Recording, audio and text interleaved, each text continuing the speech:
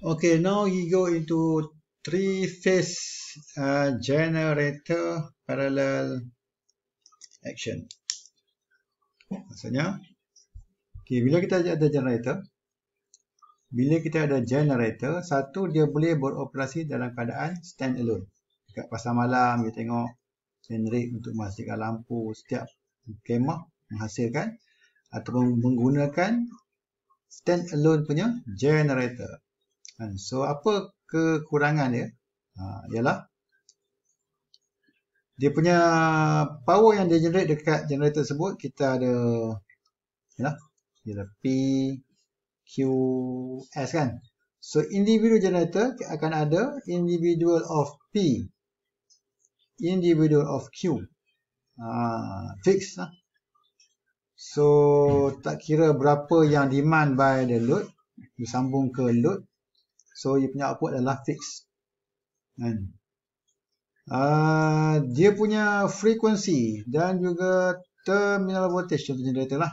Kita ada generator, kita ada field kat sini, kita ada incoming prime mover punya force. Kalau generator kat pasar malam tu, ni diesel lah.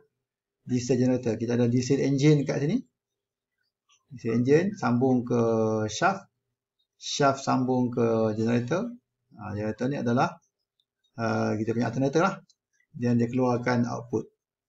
Keluar output. Kalau single phase generator, so single phase lah keluar. So frekuensi yang keluar kat sini,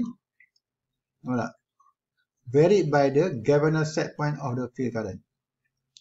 Mana kata dikawal oleh incoming shaft punya speed regulator.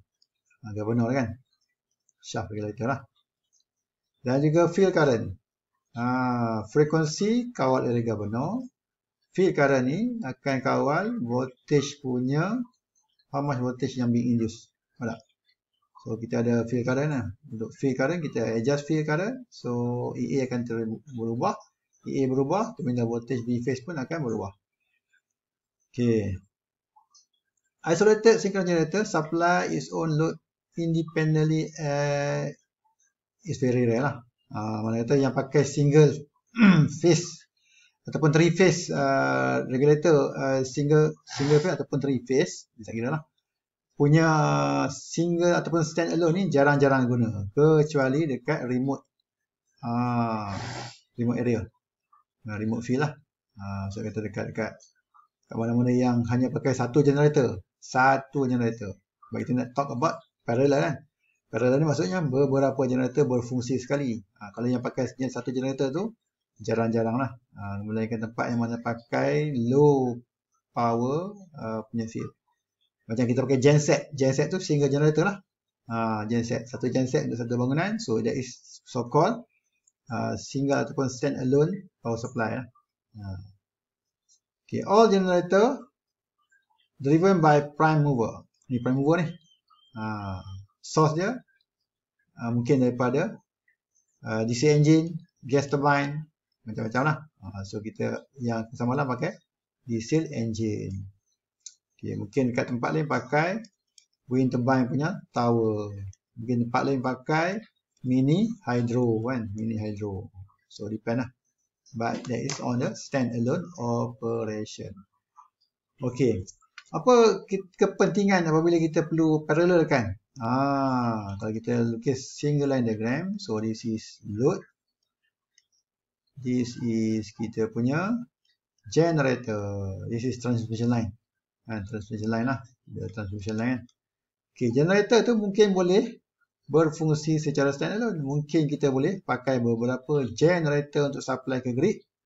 Generator ni kita boleh sambung ke grid, transmitkan dia sampai dekat load. So load mungkin boleh dibanyakkan sebab apa? Kita dah ada banyak power yang kita push in dalam transmission ni. Banyak generator dah berfungsi secara bersama segera. So apa kepentingan ataupun keperluannya ialah dia boleh supply bigger load than a single machine. Banyak load boleh supply. It can increase reliability of the power system. 1 damage, 2 damage, ada 2-3 lagi boleh support the system. And it allow one or more of them to be removed or shut down and preventive maintenance. So kalau you run, tiba-tiba satu saja yang blackout, contohnya kan, beberapa load disupply oleh satu generator walaupun dia ada generator besar. Satu down, semua down habis. Tak? Tapi kalau ni satu down, dua down, ada dua lagi untuk backup. Tak? Ataupun dia boleh buat preventive maintenance. Yang ni service, yang ni on. Yang ni service, yang ni on. Macam tu. Tak? And if only one generator is used and it's not operating near full load, then it will be relatively efficient. With several smaller machines in parallel, it's possible to operate only fraction of them. Dia masuk kat sini, you ada 5 generator kat sini, you tak boleh kalau you nak pakai 100 megawatt katakan. So you pakai 20, cukup 100. So that is not the way. Nampak tak? So the way is that kalau ini you punya capacity you 50 megawatt, so you run 50 penuh. Ni 50 megawatt, you run penuh 50. Full capacity. Yang ni shutdown. Faham tak? Kalau ada 100 megawatt punya sistem, you run terus full capacity yang ni. The other 4 you shutdown. So that is the best approach of supplying you punya load. Bukan you ambil fraction. Faham tak? Ni maksud dia. You kena run dekat near full load, baru dia akan pergi kepada efficient punya sistem. Faham tak? So kalau 100 megawatt you perlu, you punya capacity mungkin 50-50. So you run 2 sebagai penuh punya rating, yang lain you boleh rest. Ataupun you boleh standby lah. Bukan kita pakai fraction tau. So kita kena run dekat full load, yang lain you kena standby kan dia.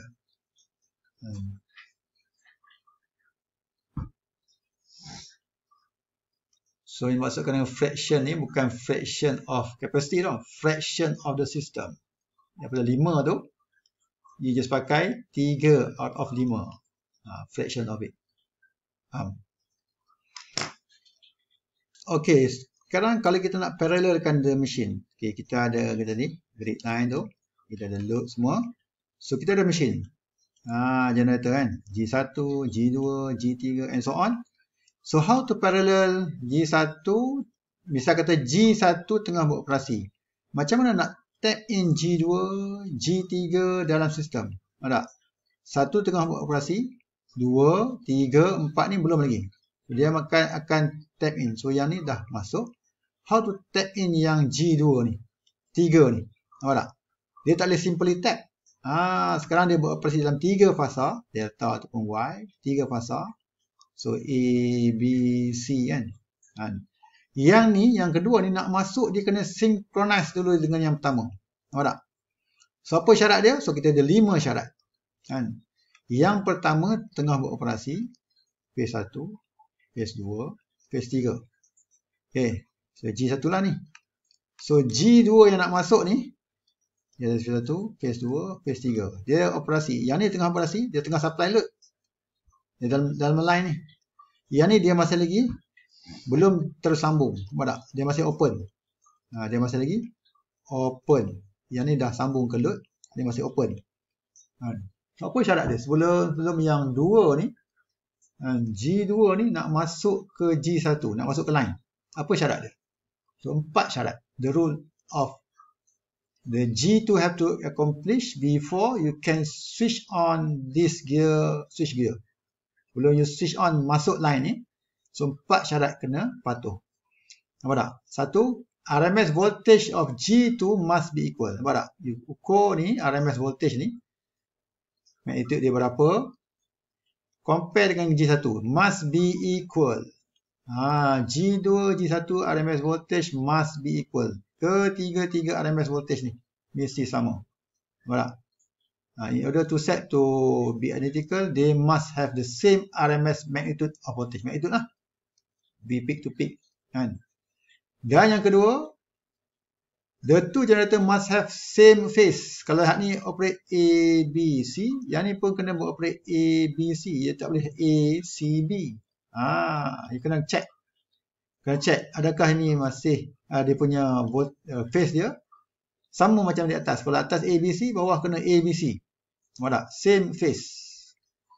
Dan juga phase angle must be equal. Phase angle Mana voltage in both phase must be completely identical at the all time the magnitude and angle are the same. Satu phase sequence ABC, satu phase angle. Kalau you compare satu phase, katakan phase A dengan phase B, phase A, GA, G1 dengan G2 punya phase A, nampak tak? Yang ni dia cross zero dekat sini, yang ni dia ter-shifted, nampak tak? So phase angle dia dah berubah, dia ada theta kat sini. Dia ada perubahan phase angle dia. Phase angle alpha ke theta tau, tapi dia ada perubahan, nampak tak? Dia kena mesti yang ni cross zero dekat sini, yang ni pun kena cross zero kat sini juga. Untuk phase A sama lah A, B, C tu kan. Jadi kita ambil satu phase saja sebagai ukuran. Kalau phase A kat sini cross zero dekat this time punya crossing juga kena sama. Phase angle tak boleh lari lah. Ataupun dia ada shifted a little bit, still acceptable lah. Tapi kalau boleh, phase angle must be equal. Kalau tak, dia akan jadi bang. Okey, yang ketiga, frequency of incoming must be slightly higher. Yang kedua ni, dia kena lebih tinggi sikit. Kalau yang pertama adalah 50 Hz, mungkin yang kedua 50.5 Hz. Tujuannya apa? Contoh. Okey, contoh you tengah naik boat lah. Tengah naik boat dekat tengah laut. Tiba-tiba you punya kipas ni terhenti tengah naik boat kan. Naik boat. Kipas you terhenti. So you tengah drag pada kelajuan tadi mungkin 50 knot. 50 knot. Tiba-tiba bila dia drag, dia punya kelajuan turun menjadi 20. Contohnya kan, 20 makin slow. So kawannya nak datang untuk tunda. Kawannya datang daripada belakang ni untuk tunda. Seberapa kelajuan dia? Kalau kelajuan dia sekarang dia tinggal 20. Dia tinggal 20 kan? 20 knot. Seberapa kelajuan kawan dia kena datang nak tolong dia? Kalau dia datang dengan 20 knot juga, macam mana nak race you? Dia akan duduk kat belakang selalu lah. So dia kena lebih sedikit. Kena lebih sikit. 20.5 ke? 20.2 ke? Pada waktu attach lah. Waktu dia nak sampai tu, mungkin dia laju lah. Tapi bila nak attach ataupun nak tunda, waktu dia nak tag dekat you, dia kena berkurang sedikit. Tapi tak boleh kurang sangat. Dia bukan dia kena lebih sedikit, tapi tak boleh lebih sangat kan. Kalau terlebih, mungkin tali tu akan putus. Dia kena nak reach kat you, dia kena lebih sedikit. Dia boleh tunda. Macam nak tolak motor lah. Dia punya kawan kena datang dengan sedikit lebih kelajuan berbanding you yang nak dibantu tu. Nampak tak? So tak ada lebih sangat. Kalau 50 Hz, datanglah dengan 50.5 like that. Lebih kurang lah. Supaya boleh reach you all. Yang nak dibantu lah. So the new incoming must be slightly higher in terms of frequency compared to the running system at that moment. So inilah penerangan apa yang saya cerita tadi ni. G1 tengah operasi, G2 nak masuk. Nampak tak? Dia ada prime mover 1, prime mover 2 ni. Prime mover ni nak rotate shaft lah. Shaft dah berfungsi, dia akan supply current pada load. G2 nak masuk, dia kena comply dengan 4 syarat tadi. Nampak tak? So this is the step lah. Speed of the 2 increase until turns at the value required to give the frequency. Voltage 2 adjusted, that means that field rested until equal to the generator 1. Nampak tak? So 4 syarat tu kena complete, baru you switch on this gear, switch gear. Saya kata you connect this gear, switch gear bila keempat syarat tadi dah terpatuh. Contoh sekarang ni, yang ni 50 Hz. Yang ni masuk dengan 50.1 Hz. So, bila dah combine, frekuensi yang you measure dekat sini, dia akan jadi satu frekuensi yang tetap. Mungkin 50.05 Hz. Who knows? Apa tak? Dia bergantung pada load lah. 50 Hz campur 50.1 mungkin jadi 50.05 Hz. So, satu frekuensi saja di sini. Yang ni masuk 2. 1, 2. Tapi bila combine, dia akan satu frekuensi yang tetap. Supply ke load. Tak? So that is what happen on the parallel system. Bila kita parallel 2 ataupun 3 sistem lah together.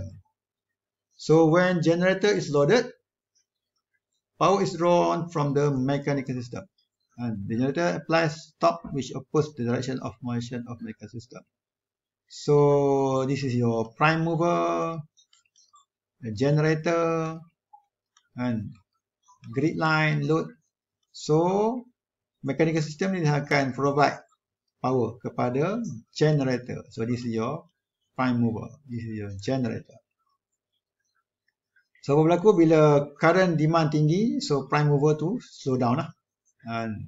So governor ni tujuannya untuk tingkatkan lagi kelajuan, tingkatkan lagi force supaya frekuensi dekat output dikekalkan seperti mana kita perlu.